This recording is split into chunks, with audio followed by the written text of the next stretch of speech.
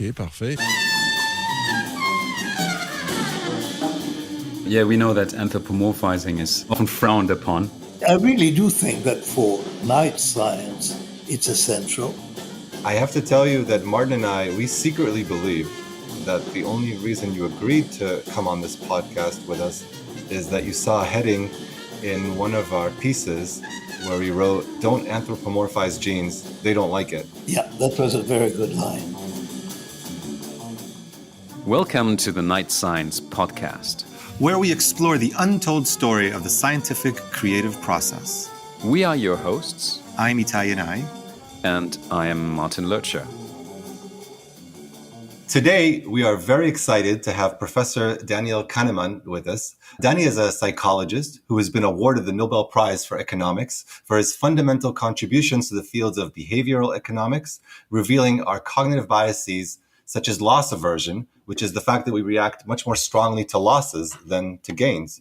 And Danny has summarized much of his life's work in his brilliant book, Thinking, Fast and Slow, which has been a highly influential bestseller. Itai actually recommended that book to me when we started working on our own book. And the way he introduced it was, it's the operating manual for your brain. And I read the book and I had to agree. I thought it was so fascinating that I've given it to at least a dozen of my friends. And I always make sure I have a second copy on my shelf so I can give it to a friend in need. So talking to you is extremely interesting in the context of what we want to explore in this podcast, the process of the creative side of science. And it's so interesting to talk to you because you can talk about creativity from two angles, the inside view reflecting your own creative process and the outside view based on your research on the human mind and on its biases. So this is what we would love to explore together today. Sure. It's an embarrassing introduction, but let's carry on. Well, the scientific process is often portrayed as simply testing hypotheses with data. So that's what Itai and I call day science. But that leaves out the important question of where the hypotheses come from in the first place, which we would call night science. Many of our listeners are young scientists who are just getting started. What would you want to tell them? What do they need to know about the creative process? Well, I think you have to allow a lot of time. You have to give yourself time. It's true that good things tend to happen when you're on deadline, but you should really not be on deadline all the time. So that's one important thing. The second is really, this is very personal, but for me, it's really not to be satisfied with what you have done or with the current state of your thinking or with the current state of your writing.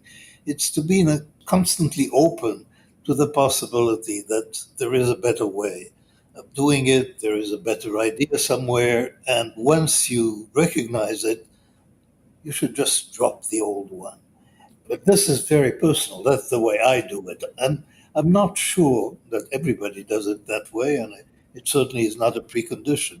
But for me, this process of tossing old ideas, not old, they could have been, the idea I had yesterday, and rethinking it, that's very important. Yeah. What you say about tossing out old ideas, that sounds a lot to us like loss aversion. So do you think that part of the creative process involves consciously realizing that we may be programmed to hold on to ideas when really, instead of clinging to them, we need to let go of them and actually be favorably open to new ideas? Actually, there is another fallacy.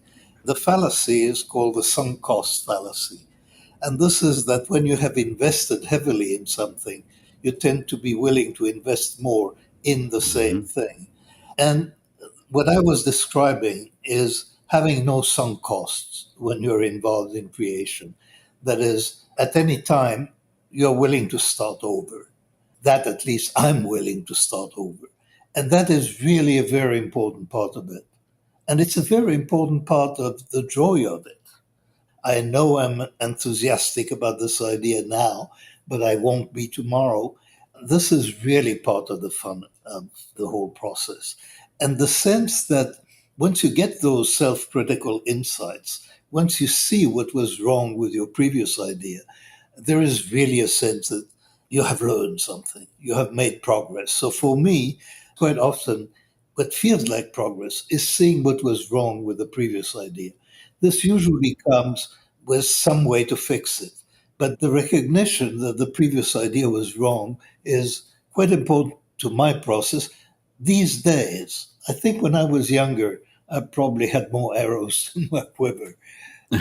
So this is really interesting. I actually know some very creative scientists who have a problem with that, who cling to ideas that they had and are very reluctant to admit that they're wrong, which probably limits their creativity more than they would have to.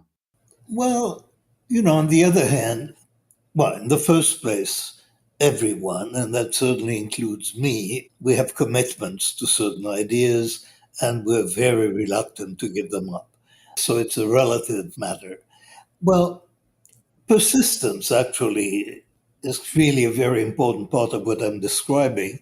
And Hmm. persistence in the sense that you're not giving up on what you were doing yesterday.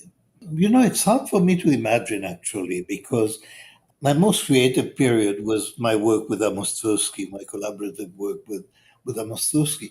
And we really kept going at a piece of text indefinitely.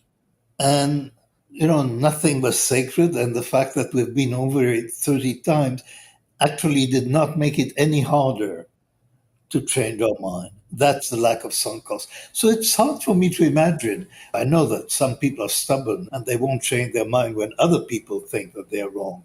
But being stubborn in the sense of not being able to recognize that you've just been wrong, that seems to me hard to put together with creativity.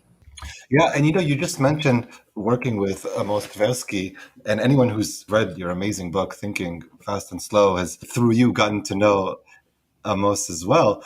And I'm wondering, do you think that working with him enabled persistence and enabled to overcome the sunk cost fallacy? The main thing, actually, in our joint work was that we had an enormous amount of fun. So we were laughing all the time. And we really enjoyed each other's company enormously. Right. And that meant that we were never bored. So it was always a pleasure. And we had infinite patience. I mean, Amos had, he was even more of a perfectionist than I am, but he had that line that, let's get it right, that still rings in my ears. Let's just get it right. And that means never to be satisfied.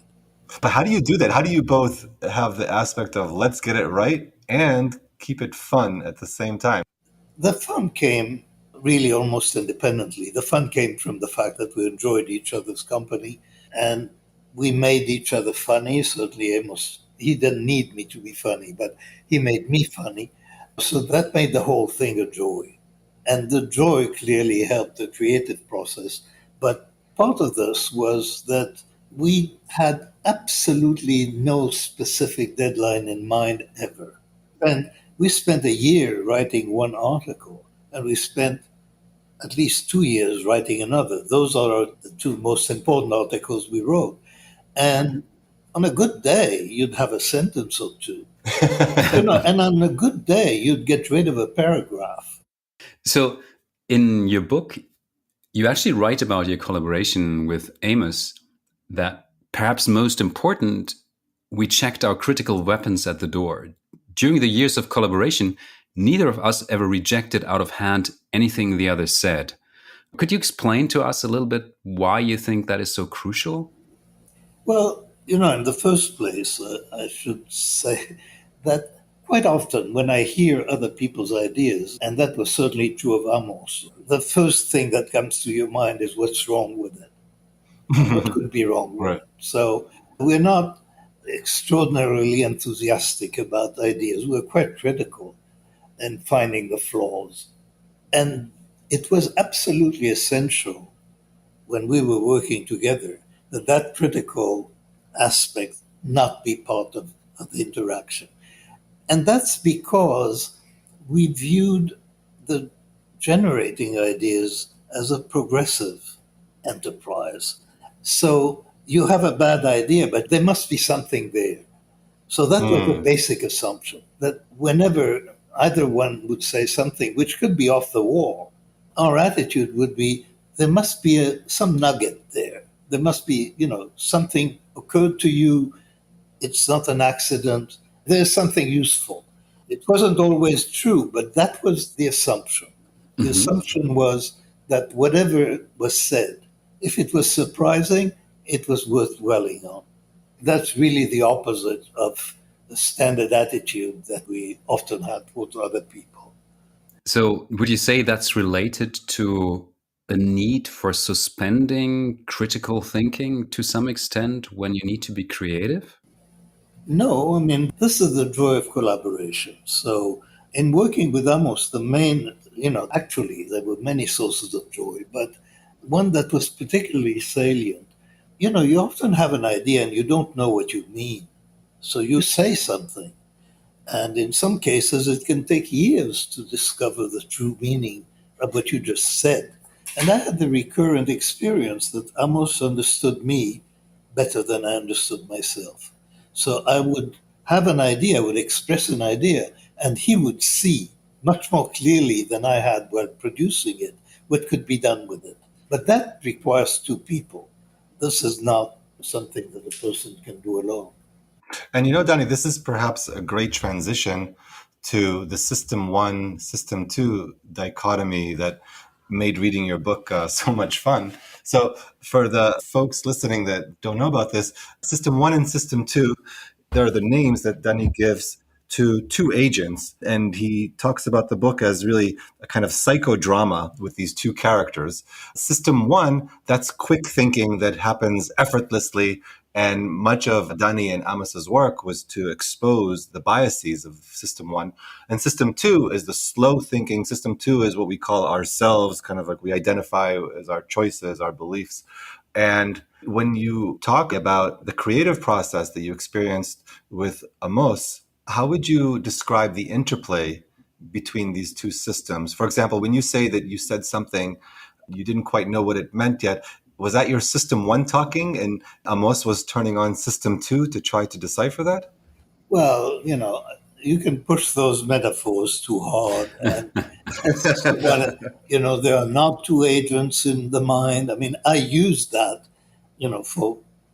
we should talk about why system one and system two seem to be useful ideas, although they're sort of, in another way of looking at it, they're a scandal because you're presenting or seeming to think that there are those entities in the mind, which in fact there are not.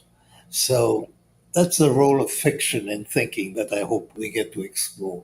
But clearly, the non-critical system one thinking is really in large part, I mean, those are the things that just occur to you. And they occur to you before you have time to criticize them. So the uncritical part, just the associative part, the new ideas, unless you're solving a problem, which also happens, which is purely a reasoning activity, purely a system two activity in that language, much of the time what is happening is that things occur to you and they seem to happen. It's not something that you do. It feels like something that happens to you. And that's really the essence of the distinction between system one and system two, is whether this is something you do or something that happens to you. Now, it happens to you while you are in a very active state, but you don't know how you produced it usually. You were looking for something. It is like quite often when you're looking for a word and you're not finding the word, and eventually the word comes. But there is the sense, at least for me, that I didn't produce the word. I didn't cause it to happen. I was Right. sort of waiting for it to happen, and then it happened. And that is part of what I understand as the creative process, at least for me. But Danny, you say that these system one and system two, they're helpful to use when describing them. They're helpful metaphors that perhaps can be pushed too far. They're illusions. They don't actually exist. But what if they do actually exist? For example, if you think about things from an evolutionary perspective, perhaps system one came first and later to evolve was system two. It's more kind of like higher order thinking. Oh, I'm quite convinced that that's true because System 1 is really anchored in perception. My description of System 1 is really processes that happen automatically. And Hmm. those processes certainly have an older evolutionary history than the processes, deliberate thinking. So that's clear. But that doesn't make them into real systems. So it seems that system one has an important role in this creative process. But would you say that the first creation of a new idea is that usually system one alone, or is it some interaction, some interplay between the two systems?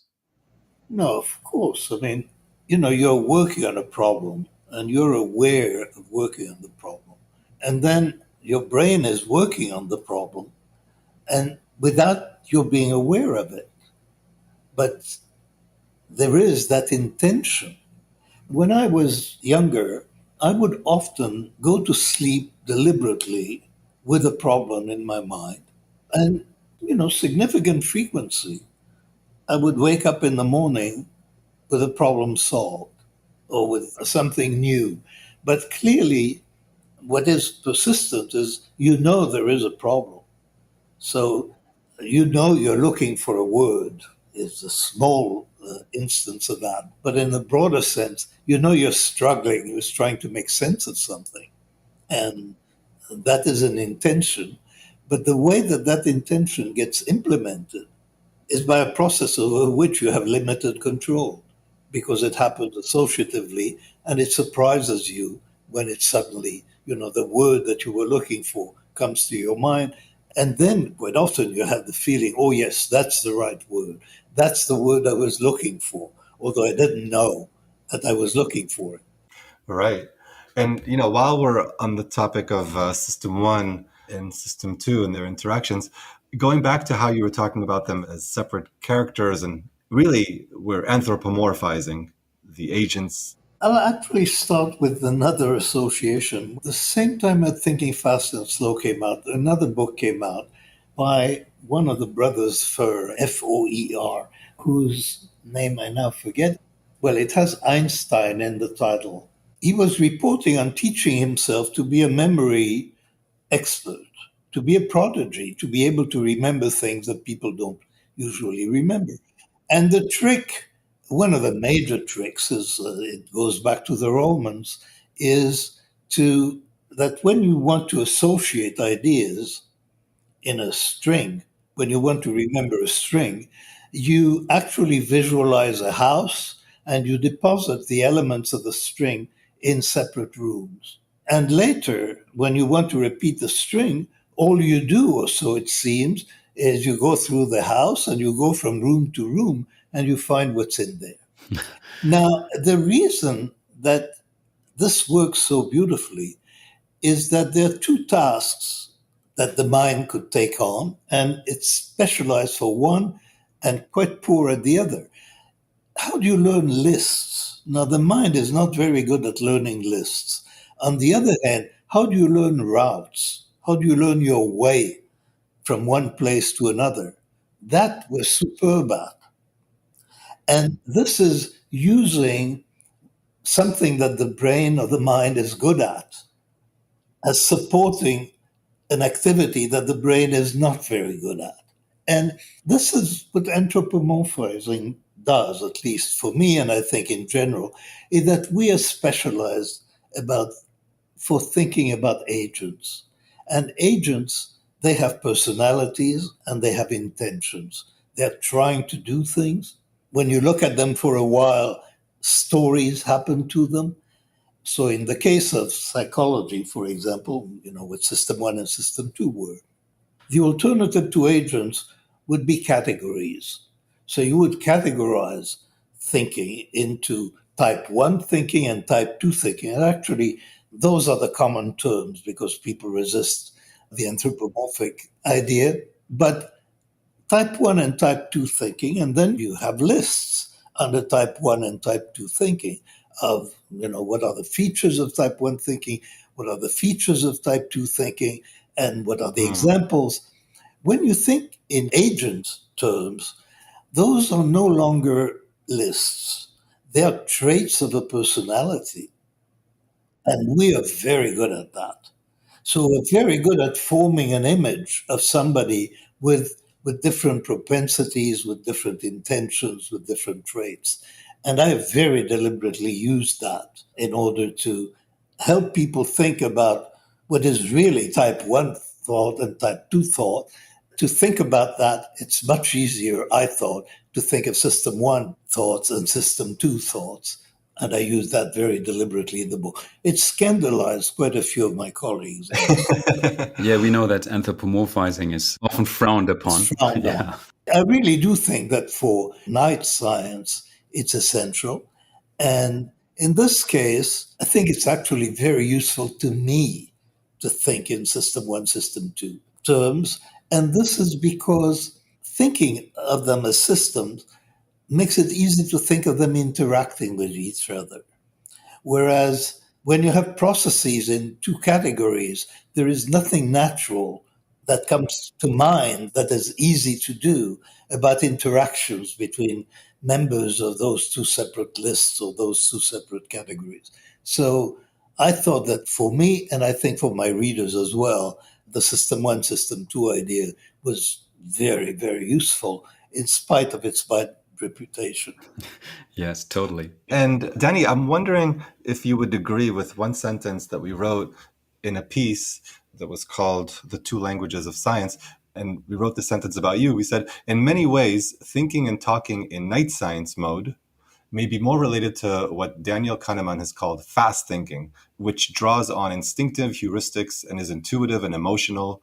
Conscious, rigorous day science may be closer to the deliberate and logical, slow thinking mode. I think that's true. I mean, both of those are involved. When you're doing real scientific work, you can't go very long without criticizing yourself. But being open, there is that kind of openness, waiting for better ideas, not closing on what you already have. All of my life has been collaborations. But aside from Amos, I think, well, no, there are a few examples of collaborators. But in many cases, I find that they tend to be content with the texts that we have now. And, well, I'm not. Dissatisfaction, I'm returning to what I was saying earlier, seems to be essential, and remaining open. So the dissatisfaction is not that I'm unhappy. It's just that we are open to changing. The fact that it's there on paper doesn't mean that it has to be there. Going back to how you describe your work with Amos, I don't know if you worked with other collaborators in the same way. You describe in your book how you could quickly do many rounds of experiments together by basically discovering a bias that you have yourself. And then if you discovered that Amos had the same bias, you would assume, okay, that could be a pattern that's more general to humans. So that you did very quick, small-scale experiments on yourselves and then went on and performed those in terms of real experiments on large sample sizes. Is that a general trick that you used? No. The work that Amos and I did is really not an example of how science is done because it is absolutely linked to a particular topic. I don't think that you can do what we did on any other topic, including in psychology. But when you're studying thinking, you're studying yourself. When you're studying intuitive thinking, it's a kind of thinking to which you have access. And that's just not true of most other things. So psychologists have some kind of advantage when they're studying things about which they have intuitions. Not all of psychology is like that. There are many topics in psychology where you do regular science in the sense that it's not about you, it's about the phenomenon. But when we were thinking about our own thinking, it was about us. And that made it fun, but that also made it very atypical of the scientific process, I think. Okay, so do you also have examples of a creative process that you think is more typical or more easy to generalize? Well, when we, well, there are many different types of scientific activity, but the main other thing, Amos and I had two major projects. One of them was on judgment, and it produced those heuristics that we've been talking about. And the other one was on decision making. And there we developed a theory that turned out to be quite influential, more influential than we had expected, which we call prospect theory. And then most of the work was really on the theory. So that was much more standard. It was, how do we find the best formulation for something? What would be an example of this particular point that we're trying to make? So that was a somewhat different process, still very enjoyable because we enjoyed each other's company, and still very dependent on infinite patience. It took us 4 years to do prospect theory, but that's more typical than the process of examining our own thinking. Although even in prospect theory, our confidence, for example, in loss aversion that you mentioned, and this asymmetry between losses and gains, that's because I think most people agree that that's the way they feel. That really came from our introspection. I've heard it said, and I think you said it as well, that prior to your work with Amos, in economics, the agent was viewed as the econ, the very rational consumer, and that you too exposed all of the biases. I think in the scientific method, if we look at how it's presented, there's an analogy to be made that there is a psycon, if you will, that's a very rational scientist proceeding a straight line from one logical step to the next. But actually, if you talk to anyone who's done a research project, it's not linear at all. And I'm wondering what you think are the biases, the cognitive errors that we have when we're performing the scientific process. That's a difficult one. I mean, what are the typical errors that we make? I happen to be about to submit a paper, and it took us about a year to work something out. And then after we worked it out laboriously and verified it with data, it turned out that you can essentially derive it. It looks as if we didn't need that year. We could have thought about it, immediately because it's so obvious after the fact. And this is something with which I've had a lot of experience, that something that you work at and then you state it, and then, oh my God, it could never have been different. That happens quite a bit. Really, what you're saying is with hindsight, you realize this aspect could have been derived. That's really quite misleading. So, what I was going to say about, we're seriously thinking of a footnote saying, this sounds simple, but we don't want to claim credit for having thought about it in an afternoon because it sounds like a derivation. So, we have a derivation, and here, look at the data, they confirm it, and it's all done in 8 pages. And that's really not the way it happened. So, there is that aspect is misleading, really, that when you read science, you feel as if it was easy to get there because the description is linear and things follow logically from the previous steps. And that clearly is not the way that it works. The way that it works is you sometimes know where you're going and you think you got there, but actually there was something missing on the way. But the fact that you are at both where you are now and at the goal, and thinking for a moment that you have reached it, that actually there is a path, that's quite useful. And then you can find that actually the path is broken, but that's changed the problem to sort of linking the broken ends of the path. So a lot of things happen to you that are definitely not linear on the way to something that sounds linear. So why is it that we make it sound linear? There is an element of teaching and communication in science, and you don't need to know the process. That is, when I'm teaching you something, I'm not teaching you how to get there. I'm teaching you what I got. And science is communication, is teaching. So the process is not important, actually. In the scientific lore, the process is not important. We're talking about the outcome. and the outcome is a line of reasoning and some facts. So earlier today, when Itai and I were talking, we were actually wondering if this kind of bias that if you retrospectively look at a discovery, it seems so obvious, if that is also something that fools ourselves and that would therefore make it more difficult to actually study the process of creativity, because maybe for ourselves it's very hard to reconstruct that convoluted path in retrospect. What do you think about that? My memory is poor, but even people with better memory, you don't remember the steps. So Yeah.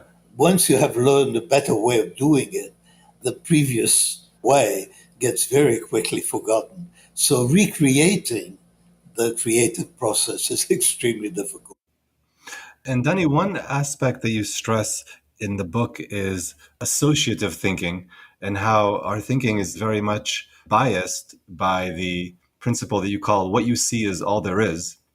Do you think that there are tricks that we can use in our creative process to try to overcome that? In other words, to be more consciously aware of how our creative process is biased by just the particular things we've been exposed to?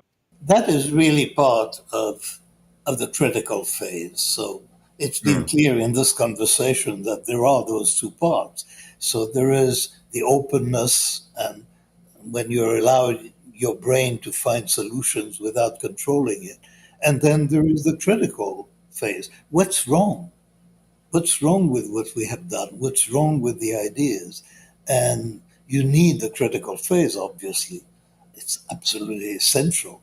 And there, one of the things that happened, certainly in the later stages of preparing something for publication, is you look at something from the perspective of someone else. Amos and I did that when we were producing Prospect Theory. We had a sort of a figure, mythical figure that we created. It was a graduate student with infinite Ah. patience reading our work and finding flaws in it. Ah. Okay.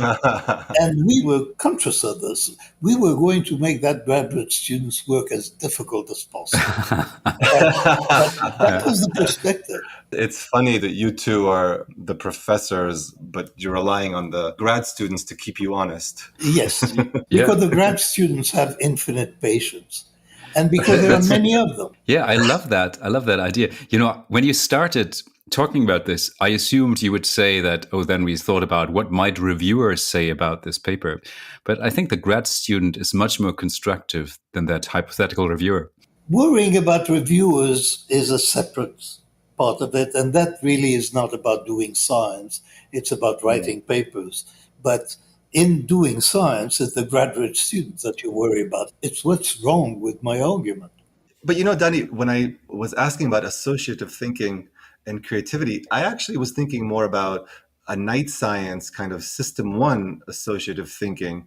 And so, our system one can't be aware of things that we haven't been exposed to yet. Clearly, System 1 operates on what you already know.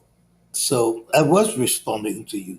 I was saying System 1 is susceptible to what you see is all there is. It operates on what's up there. Then it's the job of System 2 to say, well, what is it that you don't know? What is it that you haven't thought through? What could be the difficulties? What could be the flaws?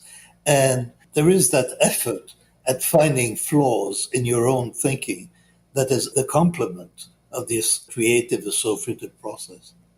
You need both of them.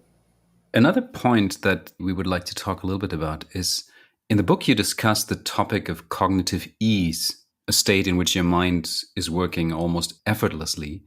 If you need to have an idea, if you need to be creative, would you say that's something that's better done with cognitive ease, or do you have to leave cognitive ease?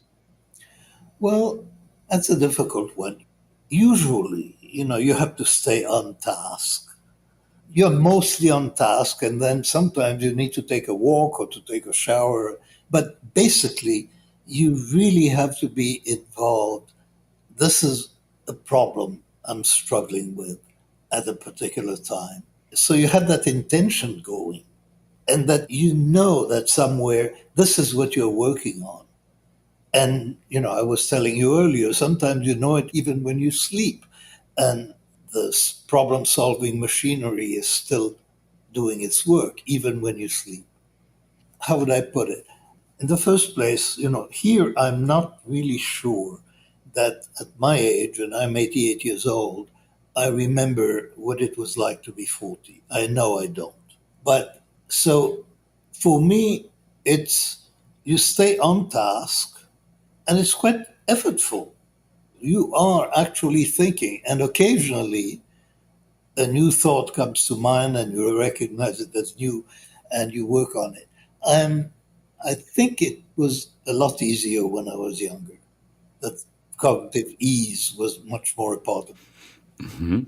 For me, I need to be tormented by something. I need to be really bothered. If I'm not bothered, then I might as well just have a beer and sit and watch something on Netflix. What you're describing as torment is what I was describing as sort of more happily, I think, in terms of knowing that you have a problem. This is my problem these days. It can be described as torment because you know you haven't solved it, but it can also be described at that active state where you're anticipating a solution. When work is going well, you know you'll solve it. And that's very reassuring. Well, on the one hand, you said you just had submitted a paper and it took you a year and you're clearly working very hard. On the other hand, you're 88 years old. That's really impressive that at such an age you're still so active. It's a matter of luck, whether you stay curious or not, and whether you find questions engaging. It's a matter of luck, and it's also a matter of how good you are at it. I mean, when know that you're not really doing anything that's useful, I suppose one can get discouraged, and I suppose that happens, and I expect that to happen to me. But it hasn't happened yet in some domains, so I'm still playing with ideas. That's great. So I assume that you're still playing with ideas with other people, right? What do you think makes collaborations especially creative? You already mentioned the fun part, that's important. And with this, I think we can totally agree, Itai and I. But are there any other aspects that make collaborations especially creative? Well, in some cases, in many cases, there are complementary skills so that as a unit, you're more skilled than the individual. But I really find interacting with my collaborators is intensely pleasurable. And that creates that patience, that open space that you have. It's more fun. It's a lot of fun to work with other people. And it's a lot of fun to bounce ideas and to see how they think or how they respond to yours. And occasionally you get surprised. There are many aspects of collaboration that are extremely enjoyable and make it creative. So can we ask, actually, what are you working on these days? What's the next big idea? Well, it's not big. I'm working on an issue of happiness and income, where a colleague and I published an article 12 years ago that was quite influential and I think was wrong. It was at least partly wrong. So it was refuted by somebody else. And I invited that person to work with me in what I call adversarial collaboration. We collaborated for over a year, and now we're done. We have found what was wrong with the previous formulation. We had a discovery and we exaggerated its scope, but there's still a discovery there. And the other hand, the exaggerated scope made us wrong, and we can put it all together. So that's been a very satisfactory collaboration. That's one of the topics I work on. Actually, I have 3 collaborations going. That's the one that I'm working on this week. So this idea of adversarial collaborations, I think that's a great one, but also a quite unusual one, right? That you would team up with somebody who's a vehement critic of some of your ideas in order to find out what is the truth between those two positions. Yeah. I think that's amazing. Yeah, I formulated that concept of adversarial collaboration 25 years ago, and I've done quite a few of them. and they're very interesting. By the way, this one is unusual in that we have a solution that we both agree on. But in many other cases, the work brought us closer and the work made us friendlier. And in a deep way, we didn't change our minds. And that, I think, that aspect of scientists not changing their mind is absolutely fascinating. And that is something that I've been thinking about a lot during this year.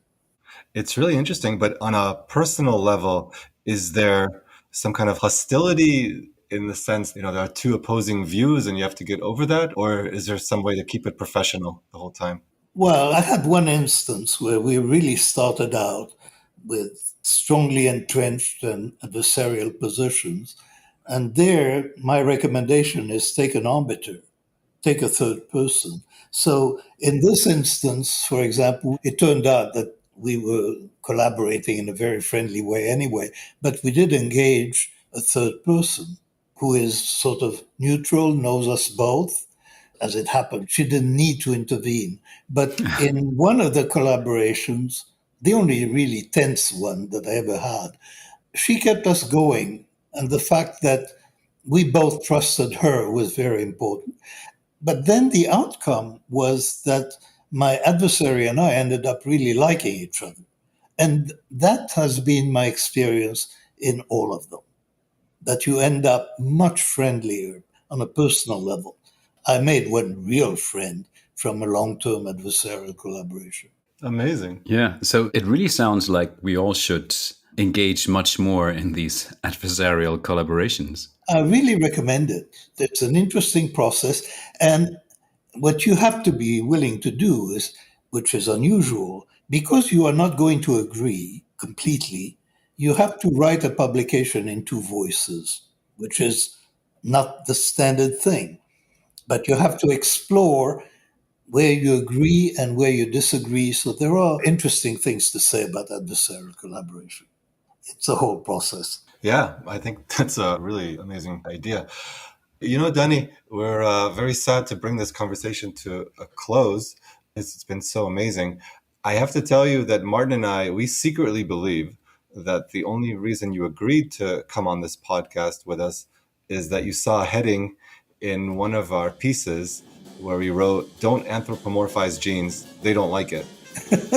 Yes, that's true. So we're very glad that we used that heading. Yeah, that was a very good line. Yes. Well, thank you. Thank you. And thank you so much for this amazing conversation. It was great fun. Same here.